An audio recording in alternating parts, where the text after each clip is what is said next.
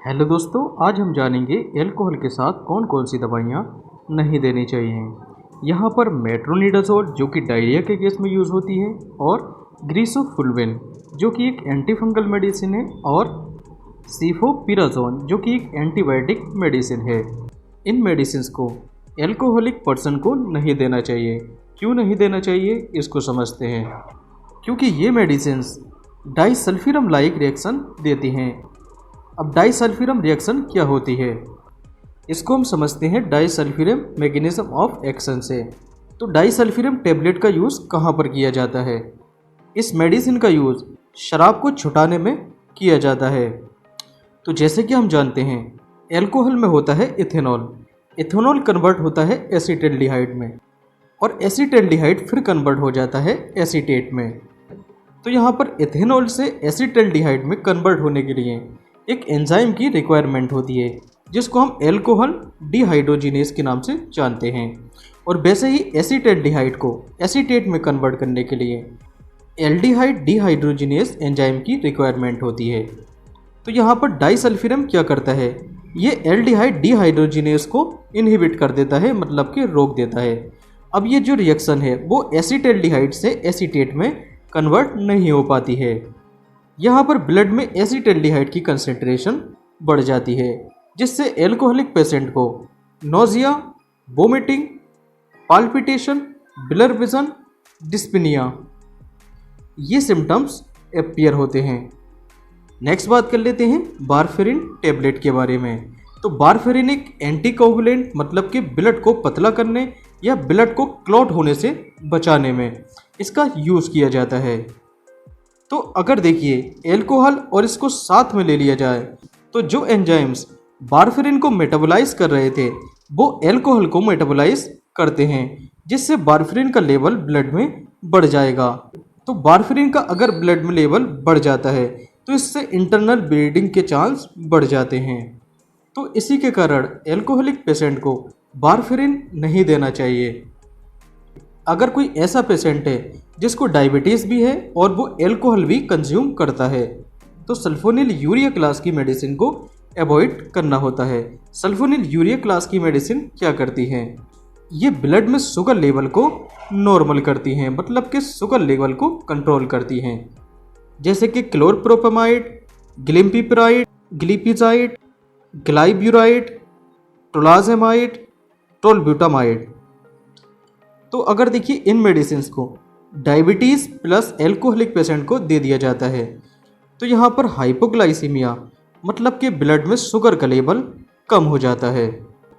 Next बात कर लेते हैं कोलेस्ट्रॉल लेवल को कम करने वाली मेडिसिन, जैसे कि फिनोफिब्रेट और एटोर्बास्टेटिन, और इसी के साथ साथ पैरासीटामोल। तो यहाँ पर अगर कोई एल्कोहलिक पेशेंट है, तो एल्कोहलिक पेशेंट में लीवर सिरोसिस का केस देखने को मिलता है। तो यहाँ पर एल्कोहल पीने की वजह से उसका पहले से ही लीवर डैमेज रहता है। अगर इन मेडिसिन का और यूज़ कर लिया जाए तो और ज़्यादा लीवर डैमेज होने के चांसेस बढ़ जाते हैं। नेक्स्ट बात कर लेते हैं स्टमक अल्सर के बारे में। तो जो एल्कोहलिक पर्सन्स होते हैं उनके स्टमक में अल्सर, मतलब कि पेट में छाले होने के चांसेस ज़्यादा रहते हैं। अगर यहाँ पर एनसेड क्लास की मेडिसिन और स्टेरॉयडल मेडिसिन का यूज़ करते हैं तो पेट में छाले बनने के चांसेस और बढ़ जाते हैं।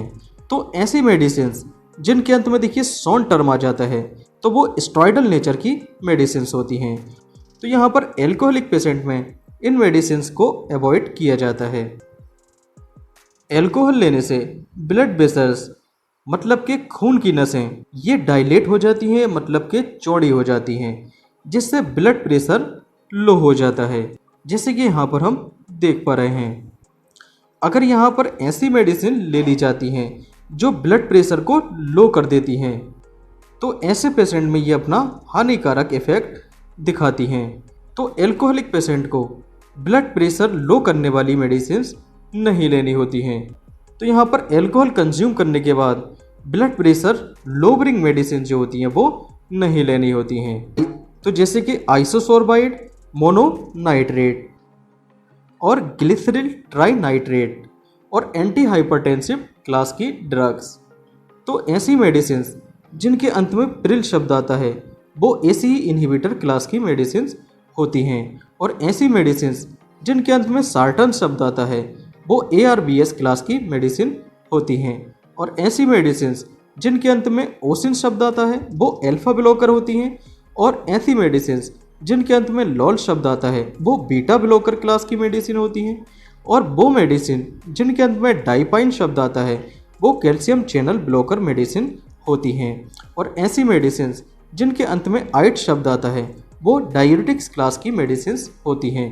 तो जैसे कि हम जानते हैं एल्कोहल जो होता है वो CNS मतलब कि सेंट्रल नर्वस सिस्टम को डिप्रेस कर देता है, जिससे ब्रेन की एक्टिविटी स्लो हो जाती है, जिससे एल्कोहलिक पेशेंट में नींद आना, जजमेंट का टाइम बढ़ जाना, हाथ पैर लड़खड़ाना और सुस्त रहना, ड्राउजीनेस रहना, ये सिम्टम्स एल्कोहलिक पेशेंट में देखने को मिलते हैं। तो अगर यहाँ पर कुछ ऐसी मेडिसिन यूज़ करते हैं जो इस इफ़ेक्ट को बढ़ा देती हैं तो ये एल्कोहलिक पेशेंट के लिए घातक साबित हो सकती हैं। तो वो मेडिसिन जो एंटी एलर्जिक मेडिसिन होती हैं, मतलब कि एंटी हिस्टामिन मेडिसिन होती हैं। तो ऐसी एंटी हिस्टामिन मेडिसिन जिनको खाने के बाद नींद आती है, ऐसी मेडिसिन को यहाँ पर यूज़ नहीं करते हैं। दूसरी मेडिसिन एंटी कन्वल्सेंट जो कि मिर्गी में पेशेंट को दी जाती हैं, जो कि पेशेंट को सेडेटिव इफेक्ट देती हैं। तो ऐसी मेडिसिन का भी यहाँ पर यूज़ नहीं करना होता है। और एंटी एंजाइटी ड्रग्स, तो एंटी एंजाइटी ड्रग्स जो कि चिंता को दूर करती हैं, तो यहाँ पर बेंजोडाइज़ापाइन क्लास की मेडिसिन, ऐसी मेडिसिन जिनके अंत में मेनली पैम और लैम आता है, तो ये बेंजोडाइज़ापाइन क्लास की मेडिसिन होती हैं, जैसे कि डाइज़ीपैम, लोराज़ीपैम, एल्प्राज़ोलेम और एज़िपेरोन्स क्लास की मेडिसिन। तो एंटी एंजाइटी ड्रग्स का यूज़ यहाँ पर नहीं करना होता है। दूसरा ऐसी सिरप्स जिसके अंदर कोडीन होती है, तो ऐसी सिरप्स का भी यहाँ पर यूज़ नहीं करना होता है। नेक्स्ट आता है एंटी डिप्रेसेंट मेडिसिन, तो एंटी डिप्रेसेंट्स मेडिसिन का भी यहाँ पर यूज़ नहीं करना होता है, क्योंकि देखिए अगर इन मेडिसिन का यहाँ पर यूज़ कर लिया जाता है तो ये ब्रेन पर अपना एडिक्टिव इफेक्ट बढ़ाकर और ब्रेन को सप्रेस कर देंगी। Okay, thank you.